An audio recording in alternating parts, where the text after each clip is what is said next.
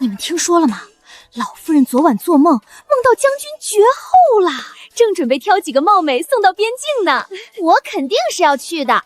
听说将军高大威猛，要是能生个一男半女，日后的荣华富贵就不愁了。哼，生孩子这种高风险低回报的事儿，谁愿去谁去，老娘才不去呢。老太太发话了，小妾赵小婉、小妾春娘和将军夫人一同前往边境。还真是怕啥来啥。快睡吧，明天还得继续赶路呢。既来之则安之。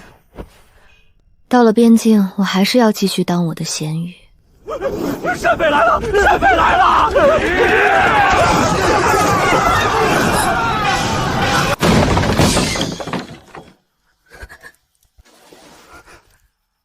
哟，是个娇滴滴的小娘子，今儿运气好。甭废话，先捆起来带出去再说。大哥，麻烦你们绑的时候轻点儿，我会积极配合的。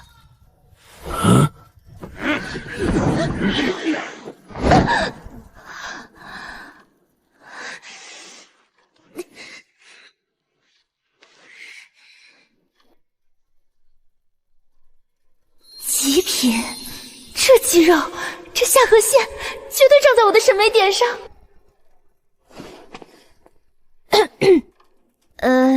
都给我老实交代！家里有钱的报名字，没钱的直接送关外做苦力。你叫什么？我叫赵小婉，我夫君是林丘城南大街的周百万。我夫君很有钱，他还极宠爱我，定会派人来赎我的。原来是周百万那家的，难怪穿得这么好。记下来。下一个，阿柴，24岁，家里有个做生意的兄弟，能出得出赎金。长得好看，声音还这么好听，可惜也是个倒霉蛋儿。用这个可以挡挡异味。为什么给我？因为你长得好看。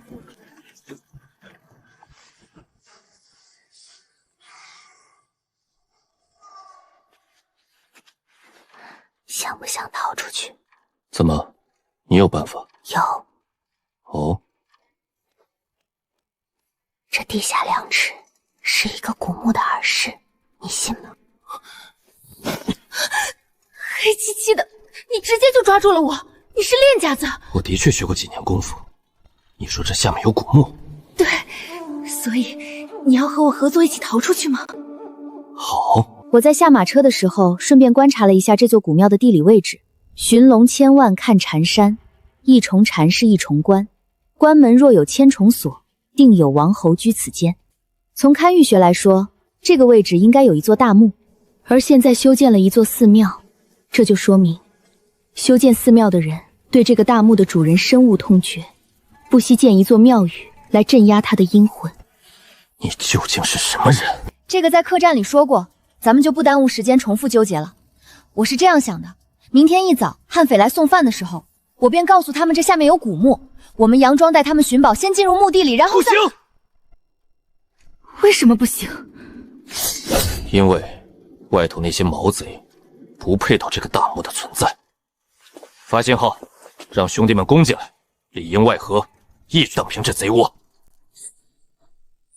搞半天是官方剿匪的卧底，早知道我老实等营救不就行了？瞎献什么策呀？大哥，我刚才说地下有古墓是开玩笑的，我是1等1的良民，开玩笑是我不对，但也罪不至死，你说对吧？玩笑不玩笑的，挖了就知道。你说对吧？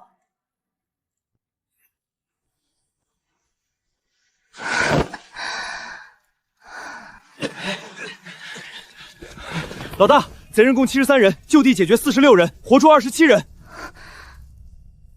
派10个人处理现场，20个人押送贼人回城受审，另5个人送肉票下山，剩下的人拿上工具，在他说的地方开挖。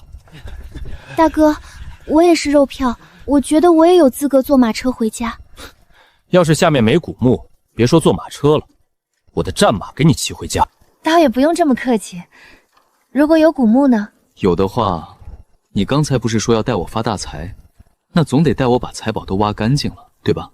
老大，找到了，果然有古墓。还真是古墓的耳饰，你倒是有几分本事。家传绝学，我就会这么一丁点皮毛。你说这里面机关重重，走，你带路。大哥，墓里的东西都有灵性，私自昧下不好。你的废话一直是这么多吗？我要是你，明知里面有危险还需要人救，就不会逞着口舌之快。大哥，我错了，我看你印堂发黑，一看就是倒霉相，我这是替你担心。哼，瞧你这点出息。出息算什么？当然是命要紧。财宝都在这儿了，我算乖乖完成任务了吧？拿着，算你带路的酬劳。等东西搬完，跟我们下山。我的老天爷，这可是价值连城的绝品血玉，这莽户居然当破石头扔给我了。多谢大哥赏赐。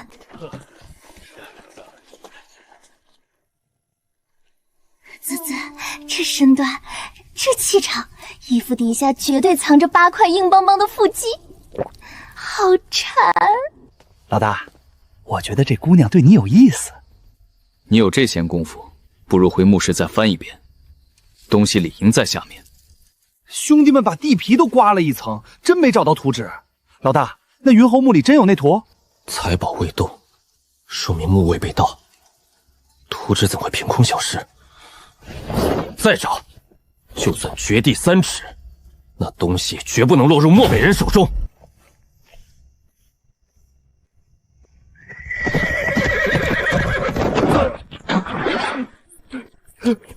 老大，出事了！押送贼人下山的兄弟被漠北大部队围了，他们拼死掩护我突围报信，剩下的兄弟全折了。漠北来了多少人？1000人之众。咱们连100人都不到，对面1000人，这武力悬殊，十死无生啊！所有人留下遗书，冲出去就能活，冲不出去就是命。死战！死战！漠北人手段残忍，落入他们手中只会受尽折辱。与其生不如死，不如我先给你个痛快，全我端朝颜面。谢谢你啊，你人还怪好的嘞，我连男朋友都没谈过，不想就这么交代了。大哥，我对以少敌多的战术略通1、2，要不让我试试？你说。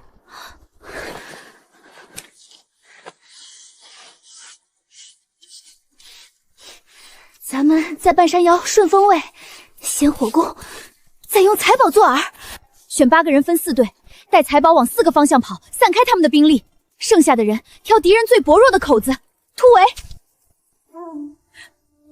但作为诱饵的那8个人，必是有去无回的死局。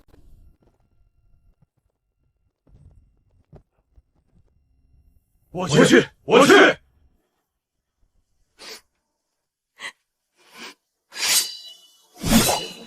拿好，敢近身者直接动手，不会就学。当心点儿，这是给你防身的，不是让你自尽的。大哥，如果我们突围活下来了，这把匕首是不是就归我了？想要？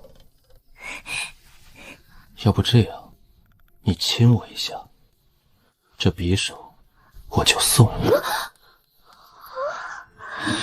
还有这种既能占帅哥便宜又能拿宝物的好事。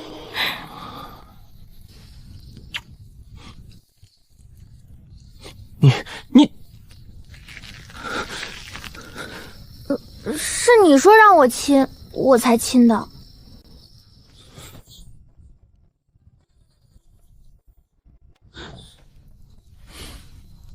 一会儿趁乱把那丫头处置了。将军，您刚才不是说那姑娘提出的对敌良策和您不谋而合，是个人才？你还说图纸没找到，这姑娘会定保寻墓，留着她还有用。将军，一个大老爷们儿被姑娘亲一口，多大点事儿？将军，难不成您以前没和姑娘亲过嘴？胡说八道什么？老子后院17、18个女人。倒也是，将军府里那么多小妾，将军肯定身经百战。那当然。行了，去准备迎敌吧。那17、18个女人，老子压根连看都没看过。这是我第一次经历古代战场，没有现代战争的爆炸轰鸣，但兵刃相接的寒光，依旧让人心生畏惧。很多年以后，午夜梦回时，我还能清晰地记起这个画面。火光里的他，宛如战神将士，带着心怀信仰的将士，勇往直前。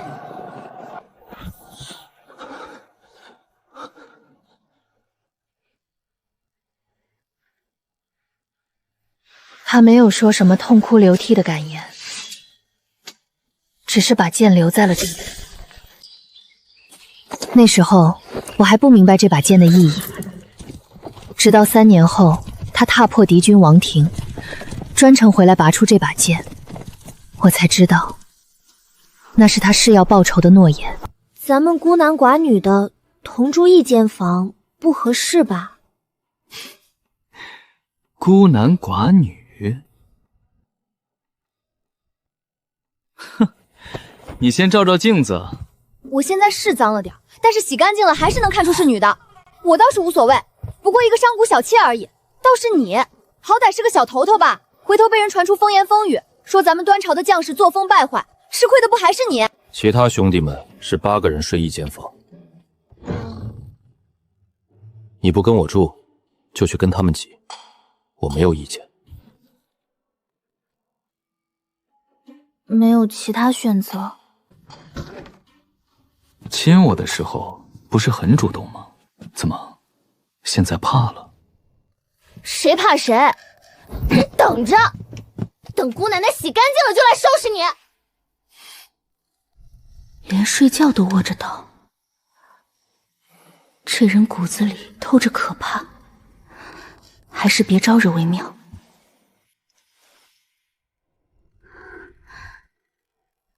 果然没看错，还真是千和玉。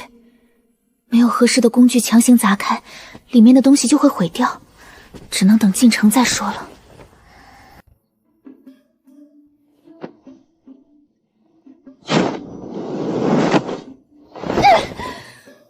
你扔我毯子做什么？想闷死我是不是？粗鲁庸俗，还恶人先告状，把你这丑陋的嘴脸遮盖起来，果然是正确的选择。今天赶去边城，没工夫和你耽搁。放开我，山匪都没了，我是良民，只不过是有胆料的，你不能禁锢我的自由，我是有人权。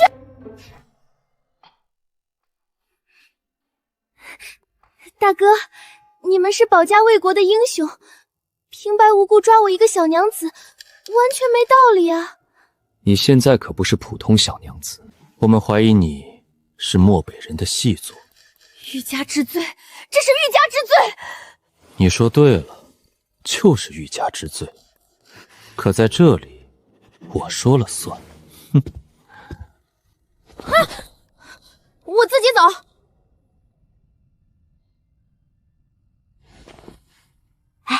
你们头头什么职位？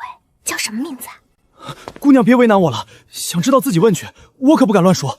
为小人与女子难养也。那小嘴巴巴的，那小嘴巴巴的。我是边城守军秀校尉周才，以后想知道什么，直接问我，用不着和我手下套近乎。赵小婉，打听我的信息，是不是对我有想法？还想知道什么？我家里人丁吉和和，可有娶妻生子？不止，我还想知道周校尉你肚子上有几块腹肌呢？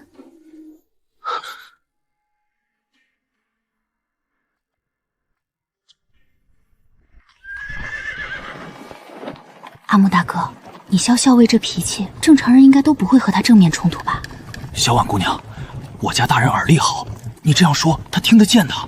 听见就听见，他还能要了我的命？行了，你也别吓唬我，我不傻。你叫校尉留着我，根本不是把我当戏做，不就是看我有利用价值吗？只要我还有用，他就不会对我下手。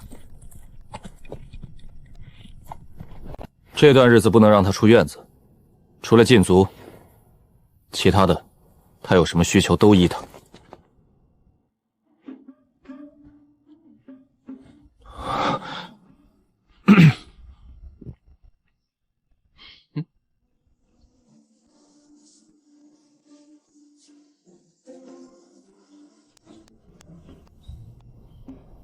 这两人眉来眼去的，以周才这尿性，绝对没憋好屁。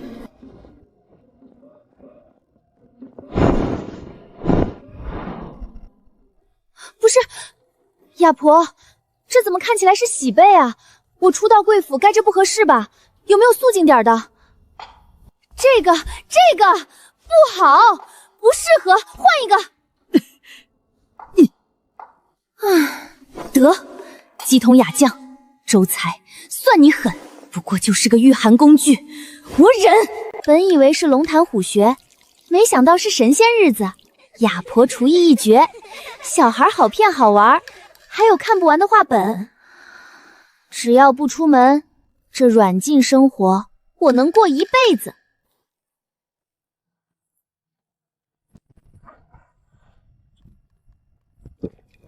那丫头这几天什么反应？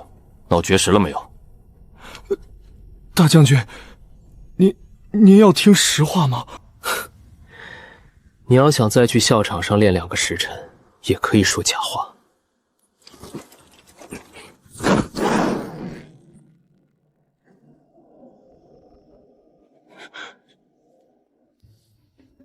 大将军，小婉姑娘这几天没有任何尝试逃跑之道，不仅安分，还安当的过头了。哼，这倒是奇了，这丫头不像个会安分的。她每天吃好喝好，今早还唉声叹气的照镜子，说短短几天就胖了3斤，怀疑亚婆把她当猪在养。她还真享受上了，还有没有身为阶下牛的自知之明？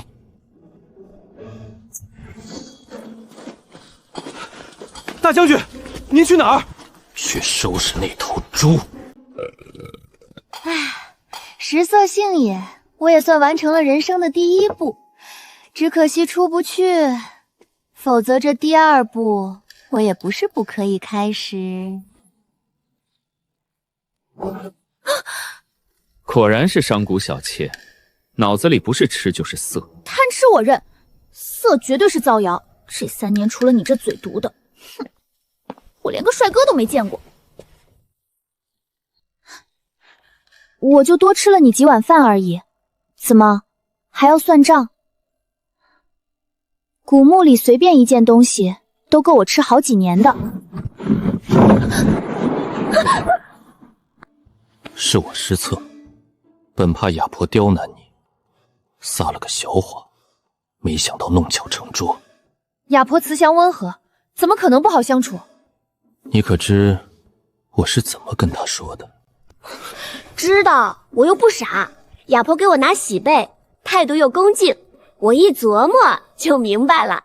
你肯定说我是和你欢好的小娘子，对不对？老实说，你虽然只是个小校尉，但很聪明。用这种男女关系安置我，成本低，还避人耳目。你到底是谁？你有师傅吗？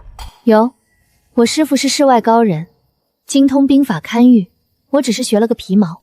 能找到你师傅吗？不急，你先回答我一个问题，我是不是第一个以你小娘子身份住进来的女人？不是吧？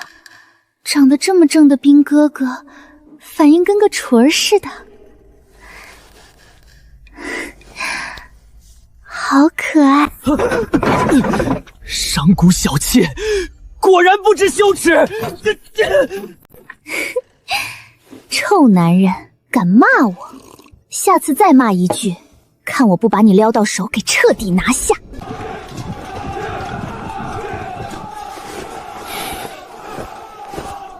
有事？吴长官今夜宴请相熟同僚，帖子前天就送来了，属下这就按往年惯例去回绝。让人备份礼物，晚上你随我一同前去。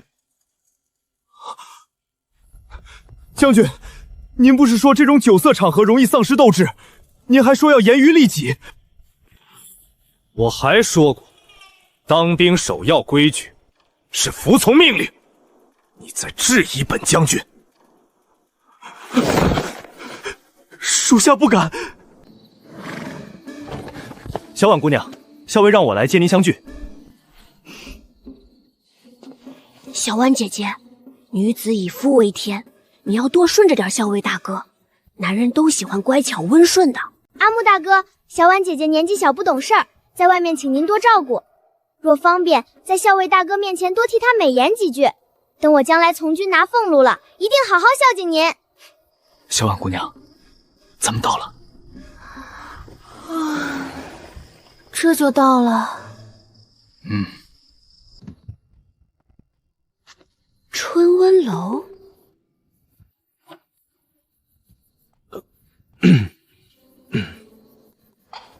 紧张什么？男人嘛，我理解的。我一个男人理解是正常的，她一个女人为什么能理解？快点儿，我还没来过这种地方呢。听说青楼里不只有好看的姑娘，还有容貌俊美的小官。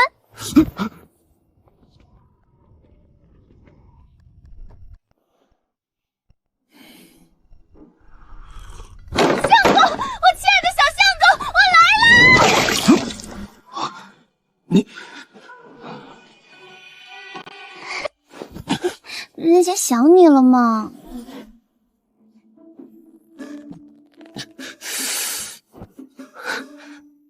这么急？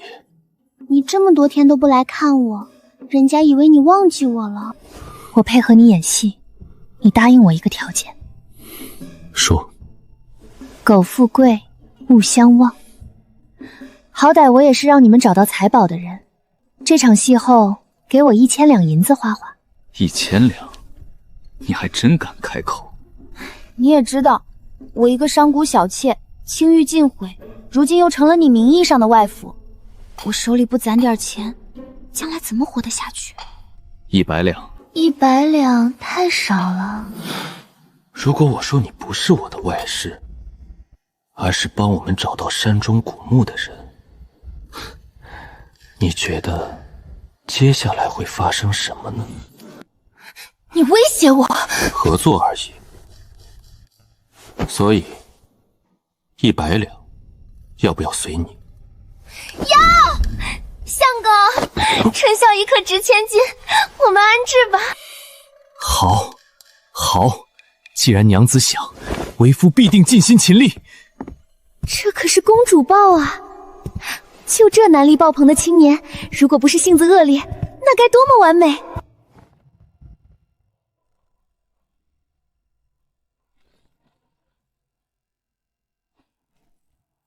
现在该演的戏也演完了，你还不打算告诉我你要我做什么吗？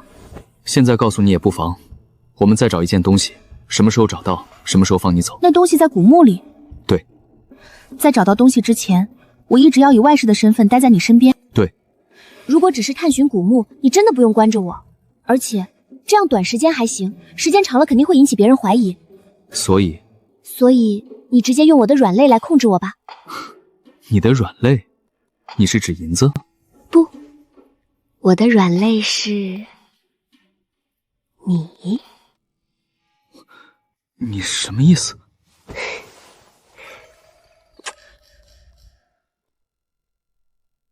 不是说我恬不知耻？看见了没？这才叫真正的恬不知耻。现在还敢骂我恬不知耻吗？你从未见过如此不守妇道之人。大哥，你别得了便宜还卖乖，你走出去问问，这种好事其他人可是求之不得的。你给我吃了什么？一种慢性毒药，你乖乖听话，事成之后我给你解药，否则后果自负。你也别怪我，我没工夫和你胡闹下去，你好自为之。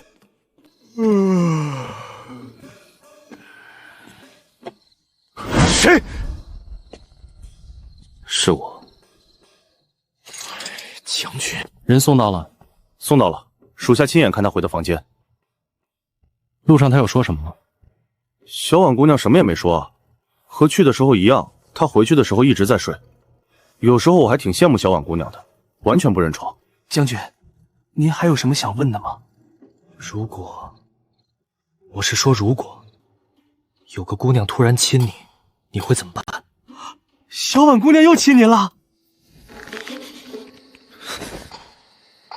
我是在问你。哦，如果是小婉姑娘亲我的话，我能怎么办？人家一个姑娘不能打不能骂的，那她想做什么就随她吧。明天给他送100两银票去，门口的守卫也撤了。对了，背后嘲笑本将军，罚俸禄1月。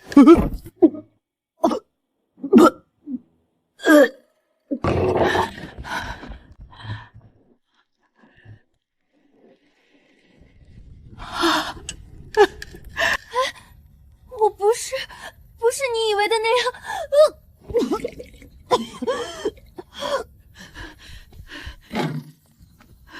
她怀孕有了啊！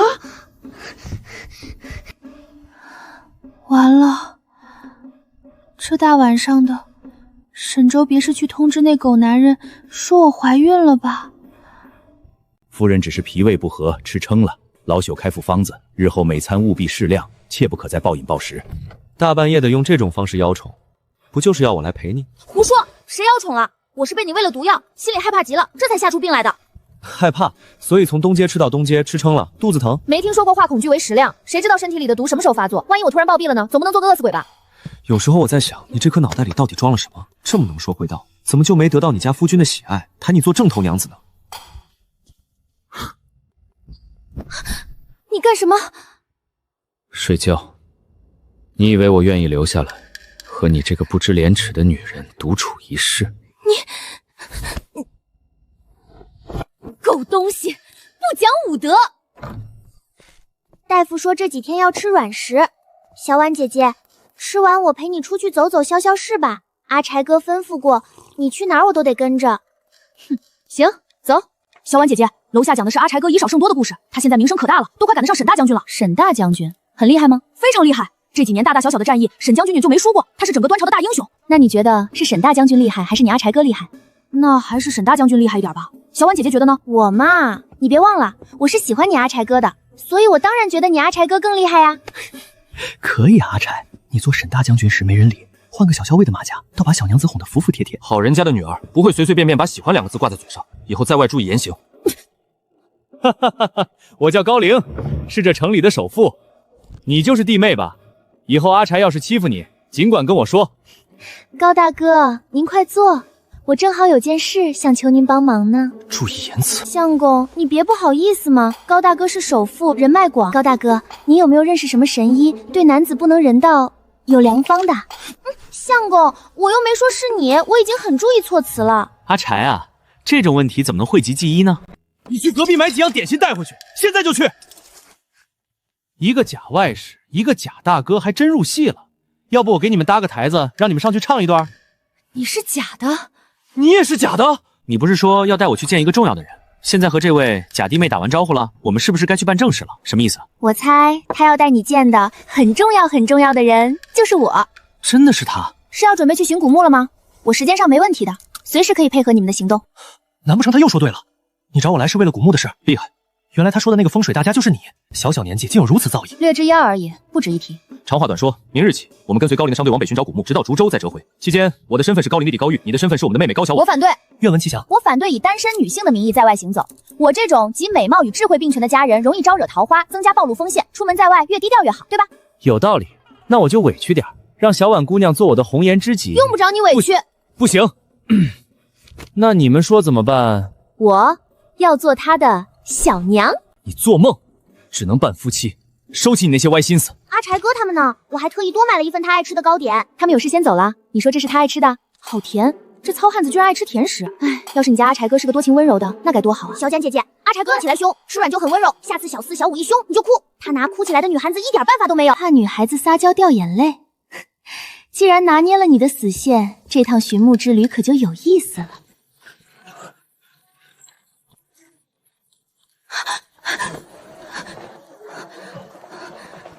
白天差点就被赵氏发现了，我原计划等赵氏怀上将军子嗣再现身，免得沦为将军府的生育工具。可谁知那个看似正派的小校尉，居然用不知名的秘药控制我。如今我身不由己，只能将计就计，等事成之后再寻计脱身了。阿婆说这趟回乡省亲得带点首饰冲分面，还说只要你这次出门能怀上阿柴哥的孩子，阿柴哥必定厚待你，余生无忧，让你务必把握机会。替我谢谢阿婆，我记下了。相公，我困了，眯一小会儿哟。你非要扮夫妻的，你要是推开我，别人可就起疑心了。乖，别乱动。哎，阿柴人呢？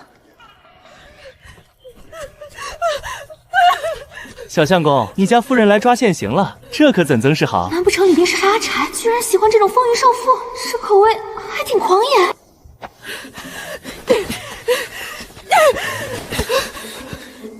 夫人，你听我解释。好你个负心汉，居然背着我在这里和这个老太婆不清不楚！你个小丫头片子，嘴巴这么毒，看我今天不撕烂你的嘴！八块腹肌的野汉子这就出现了，跟我过来。怎么样？我反应快吧？这下没人怀疑你们。我牺牲太大，这都见红了。刚才挨了他好几记黑拳，这算你欠我个人情吧？我不认识他，是他自己找上来死缠烂打。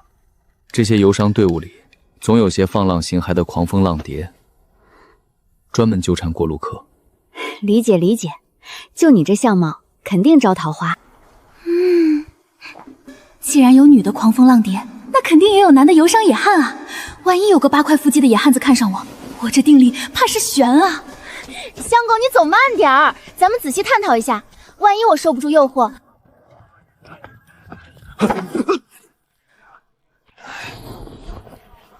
天要亡我！八块腹肌的野汉子这就出现。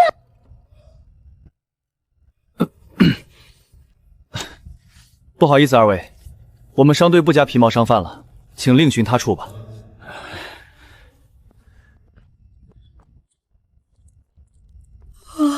过来，坐下。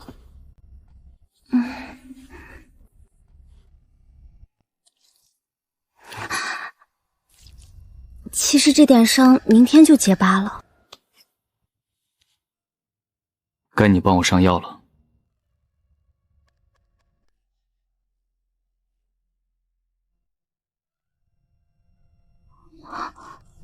这里被抓伤了。这可是你主动送上门的福利，不摸白不摸，硬邦当的，手感绝了。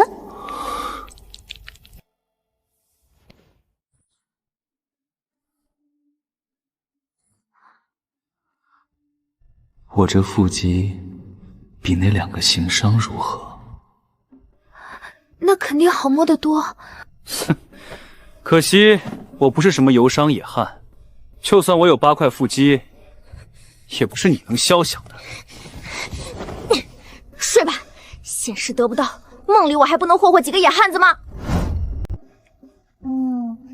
大猪蹄子，别跑！把口水擦擦。有点饿了，你大清早站在我床边做什么？偷看姑娘家睡觉，你礼貌吗？我这不是被你啃猪蹄的声音吵醒了吗？收拾收拾，下来吃饭。这狗男人大清早盯着我看，总不能是终于察觉到我的美貌了吧？算了，无所谓，爱咋咋地。我年纪小正长身体，吃的比常人多那么一点点。我还是第一次见有人把贪吃说的这么清新脱俗。高大哥，你家里有妻子吗？自然是有妻子的，你问这个作甚？没什么，就是觉得有些人啊，生了一张嘴，到现在都还没娶上媳妇儿，可怜哦。前人照书埋，后人照书挖。我这满脑子的历史和堪舆学知识，总算有了用武之地。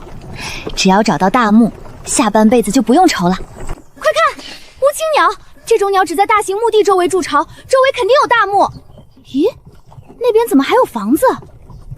那是送子娘娘庙，你确定要去看看？你该不会以为我假公济私，为了去求子吧？哼，你一个商贾小妾，求的自然是母凭子贵。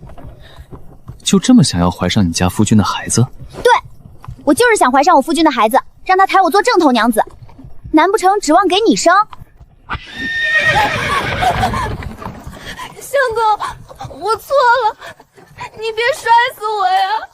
我不生了还不行吗？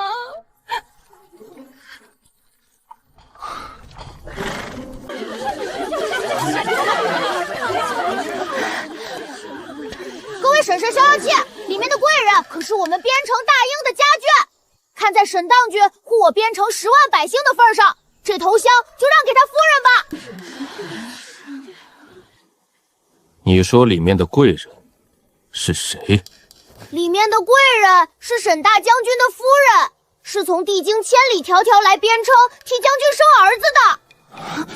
我那明媒正娶的夫人，成亲当天只看了一眼盖头就去了边关，后来同僚送的18个美妾全塞在后院，我这妻妾成群却从未碰过女人的大冤种，她跑来求什么子？相公，要不我们明天再来吧？毕竟是大将军的家眷，咱们惹不起，万一撞上就麻烦了。多一事不如少一事。也好，那就听娘子的。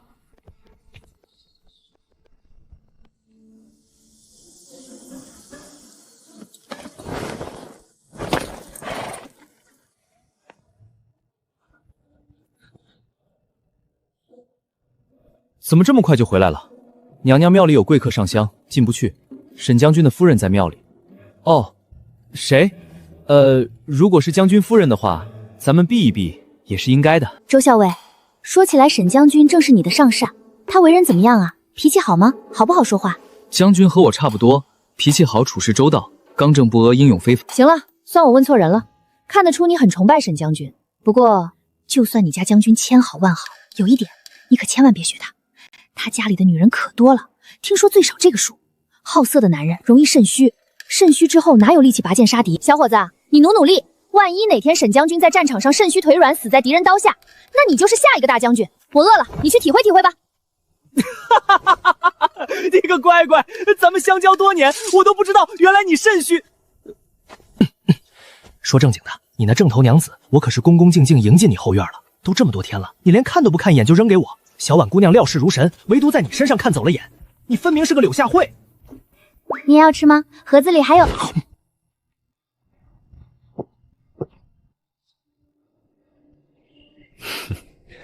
是挺甜的。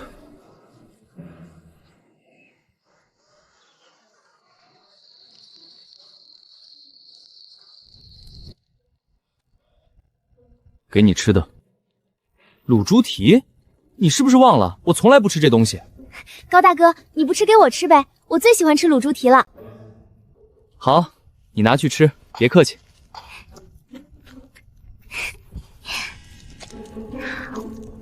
你是不是看上赵小婉了？小婉是商贾小妾，身份摆在这儿，你说她进房不是不行，但别太上心。我心里有数。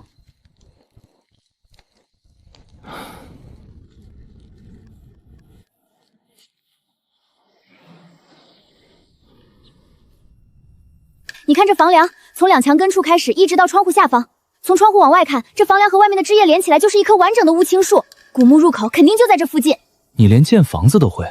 略知一二，为人处事总得谦虚点。趁着没人，我算算方位。你别动！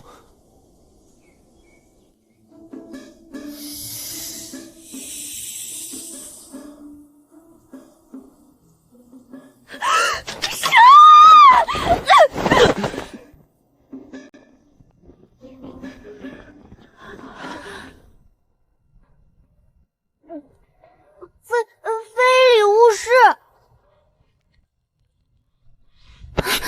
别抬头。哎呦，还是年轻好啊！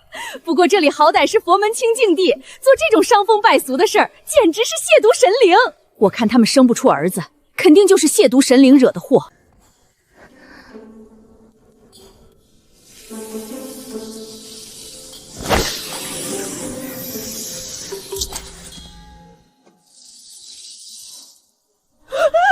有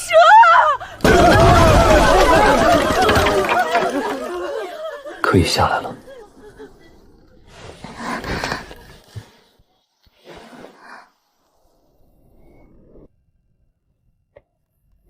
刚才谢了，多亏你反应快，否则我丢人丢大了。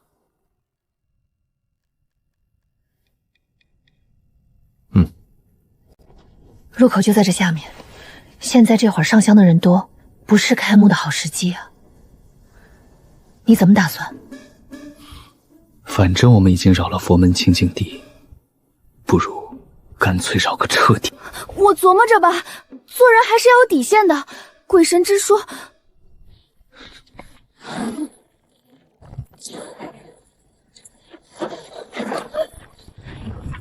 看把菩萨气的，降神法把房子都搞塌了，没砸死这对不要脸的野盲友，可惜了一座好好的偏殿啊！师傅们息怒，偏殿我立刻找人来修，保证10日内修的一模一样。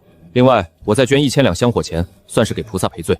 这是100两定金。口说无凭，不如请你娘子在咱们庙里住一晚，等明日你把剩下的钱和修缮的工匠带来以后，再接你娘子回去。不行，我夫人娇弱不能自理，晚上一个人留在这里，我不放心。既然如此，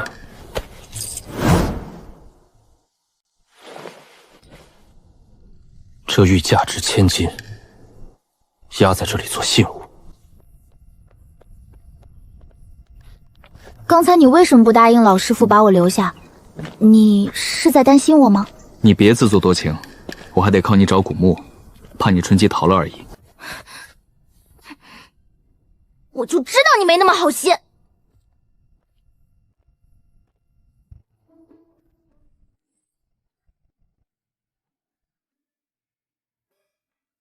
黑心干的家伙，诅咒你吃烤鱼没有盐，下雨天没有伞。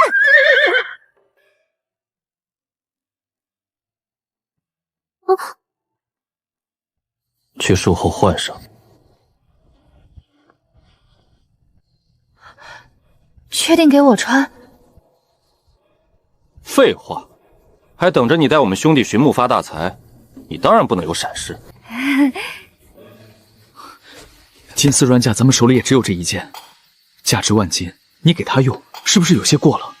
我是怕你感情用事。放心吧，我有分寸。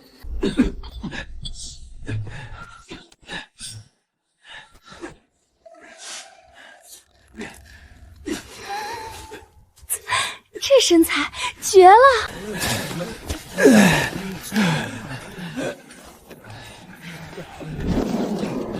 去，交代下去，所有人注意仪容仪表，把衣服给我穿好，谁敢光膀子，军法处置。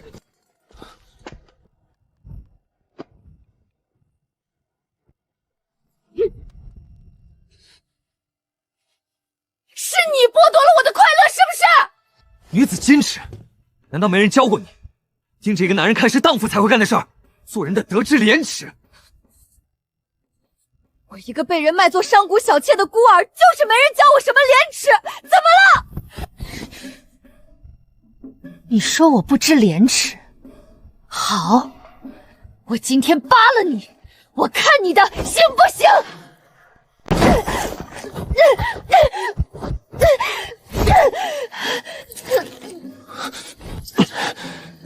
你自找的。老大威武！原来老大收拾起娘们来也很有一套，说亲就亲，是个爷们儿。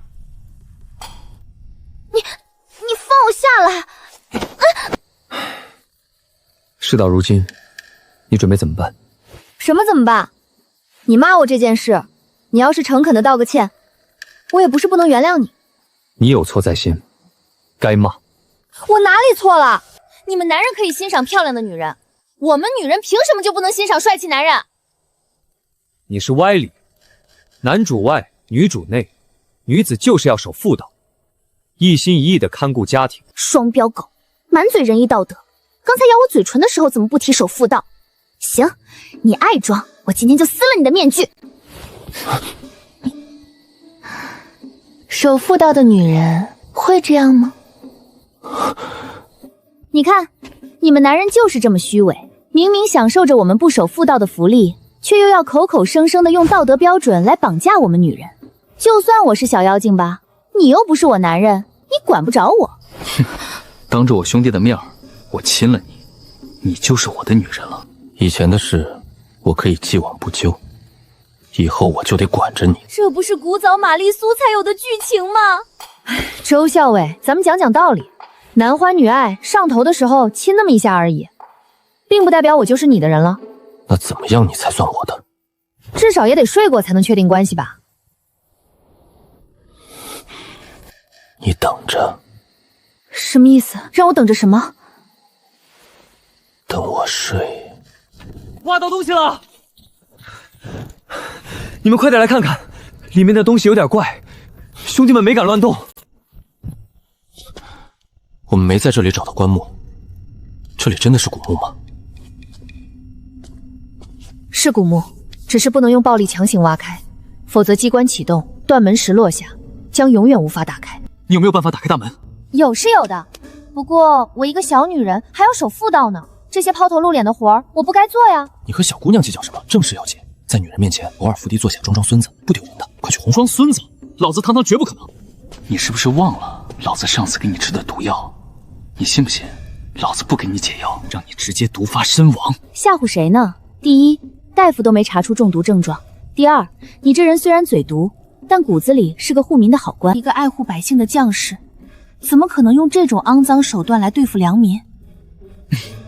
既然你猜到了，那日给你吃的不过是颗补气养血的药丸，那你要怎么才肯帮我们打开墓室？算你先欠我一个愿望。只要不作奸犯科，成交。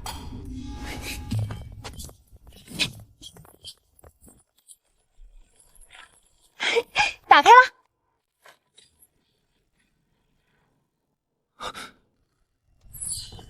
你跟紧我。我就非得进去不可吗？上次不是想要这匕首，现在给你了，防身。拿着它，以备不时之需。如果有什么事，往墓地里躲。只有我身边才是最安全的。那你也要小心，安全第一，钱财都是身外物。放心，一个古墓而已，要不了我的命。你看出口，我进去找他。不行，我关心则乱，不能完全信任你。小婉姑娘，要不你进去找找，保不齐里面还有机关。我一个弱智女流，进去能帮上什么忙？没有可是，1000两。你们干什么挡着路？到手的鸭子飞了！你们的敌对势力怎么这么废？还不赶紧来个人解决掉这两个挡人财路的绊脚石！你怎么了？当心！你的嘴开过光。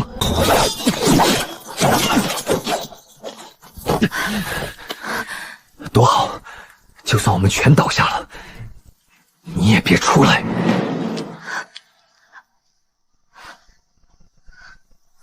周小薇呢？老大追着人进墓里了！天哪，入口什么时候塌的？还愣着做什么？挖！把通道挖出来！我去调人马，我就不信救不出他！把洞口扩开，我先进去找人。根据五行八卦构造，阿柴最可能卡在右下七室。阿柴，你可千万要活着！只要你活着，以后你那臭脾气我都忍了。其实你只要用美色诱惑我，我完全招架不住的。哦，谁在那里？除了我，你觉得这墓地里还有其他活人？男人身上不是什么地方都能摸的，以后注意点。别乱摸了，我还能使点力气。早知道不来救你了。行了，别害臊了，我又没说什么。我腿受了伤，搭把手。先把你们小嫂子拉上去。你叫谁小嫂子？不准叫我小嫂子！听见了吗？以后不准叫小嫂子，直接叫嫂子，加个小字儿，是看不起谁？是嫂子。一群兵油子，算你们人多。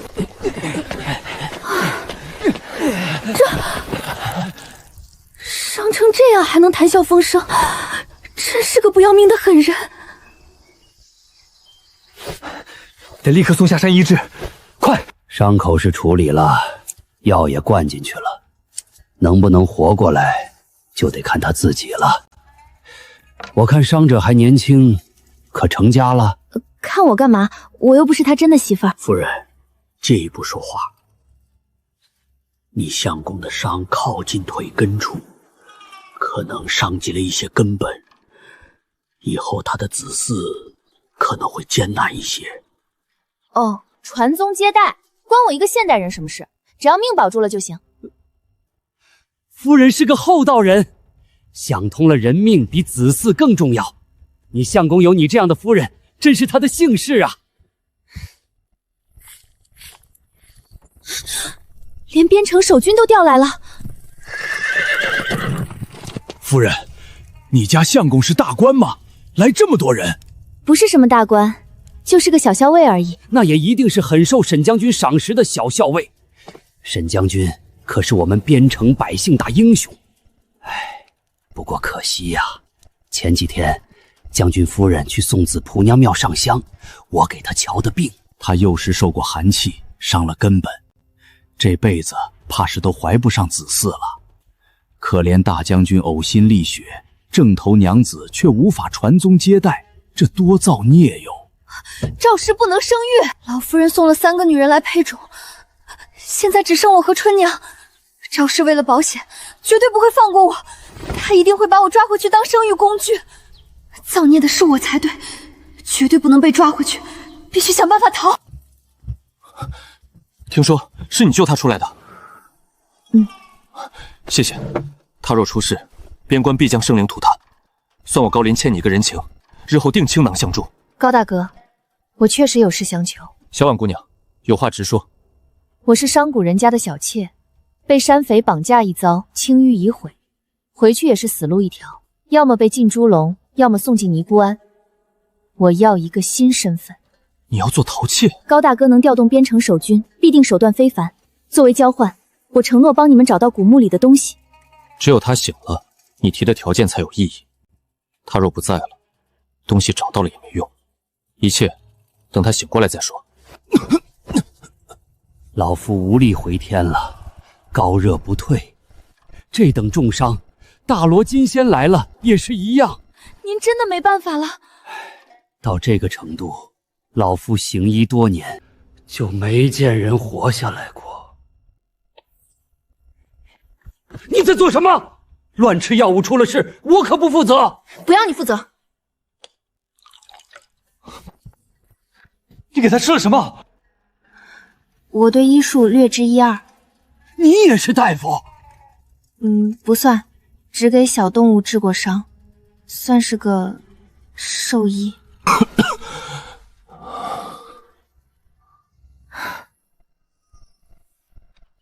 所以啊，阿柴，你要是醒了，可得记得我这份情谊。我把命根子都给你了，你可不要辜负我。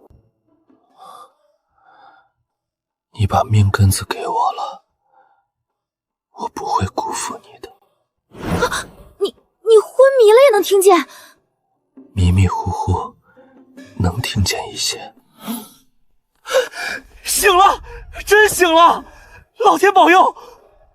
你们累了一晚，都去休息吧。睡什么睡？老子现在高兴的睡不着。你不睡，我想睡啊，显眼包。那你留下，小婉，去休息。你好好休息。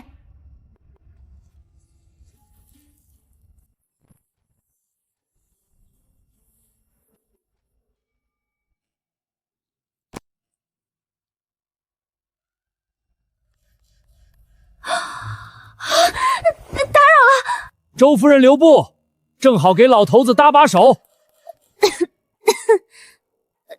这不方便吧？这有什么不方便的？你们不是两口子吗？假腹肌害死人啊！看看腹肌就算了，再往下看我怕流鼻血。大夫，还是找药童吧。我娘子脸皮薄，有外人在，她难为情。倒也是，老夫唐突了，麻烦夫人去叫药童。我给你的保命神药，一颗要你500两，不算贵吧？我可是费了3个月才弄出这么一小瓶。真是掉钱眼里了。你要是觉得500两太贵，300两总行。5000两。你病糊涂了，反向还价。我说的5000两，是给你的聘礼。聘礼？我一个商贾陶妾，这身份连寻常百姓都不愿明媒正娶。他说的聘礼，充其量就是纳我做外室的买断钱。看来并不是明媒正娶的妻子。周校尉能不介意我曾经的身份，纳我做外室已是极大恩惠。只可惜，你并非我的良人。抱歉，我收。别谈婚论嫁伤感情，谈交易就行。500两是要钱，至于帮你们找古墓，那是换我新身份的条件。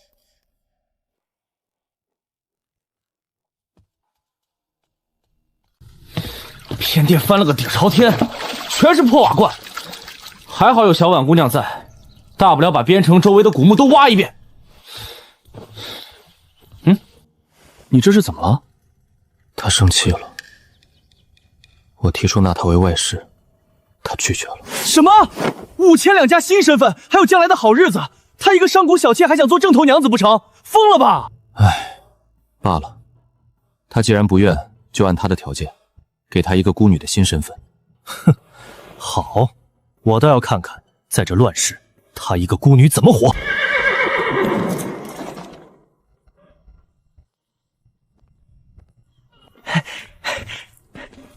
嫂子，请上马车。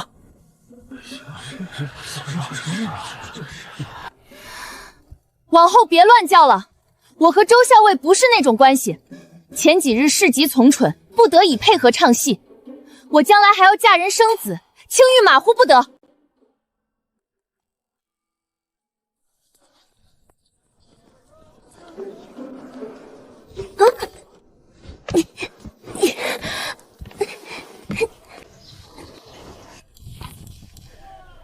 就这么迫不及待的和我划清界限，胆子真大。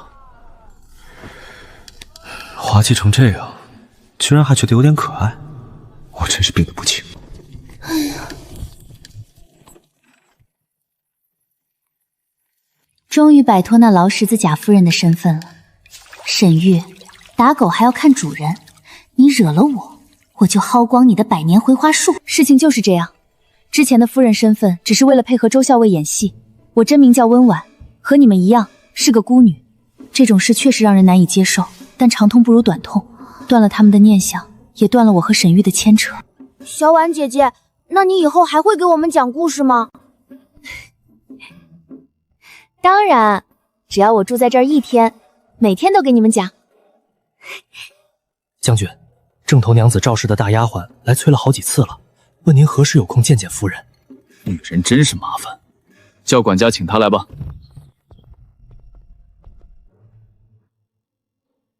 见我有何事？老夫人说将军驻守边疆辛苦，特地让我和2个姐妹来伺候将军。罢了，既然来了，就先住下吧。将军，我们来时还有个姐妹走散了，想请将军派人找找，流落在外，怕污了将军府声样。阿木，去营里调几个车侯给他，退下吧。要是婉儿妹妹在就好了，她聪明又好看，定能得将军青睐。得尽快把她找回来。走，姐姐我有钱了，带你去吃香的喝辣的，再找几个小妞玩玩。小婉姐姐，以前我们村的土财主就是这么说的，后来跟人争风吃醋，没命了。臭小子，小妞不找了，去东街吃叫花鸡总行了吧？将军，后院那棵您最喜欢的桂花树被小婉姑娘薅秃了，她花了1个时辰，一点花瓣都没剩下，全拿去泡澡了。她倒是不怕麻烦。退下！将军，东街新开的叫花鸡极好，小婉姑娘在气头上，咱们男人大度些，买1只去哄哄。有道理，但我堂堂大将军，凭什么去哄一个小娘子？不去。叫花鸡没了，还有什么特色风味？漠北烤羊。老板在吗？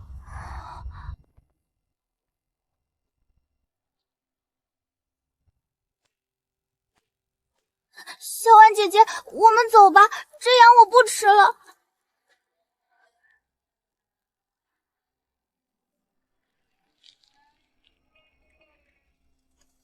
我只是一条咸鱼，不该管闲事。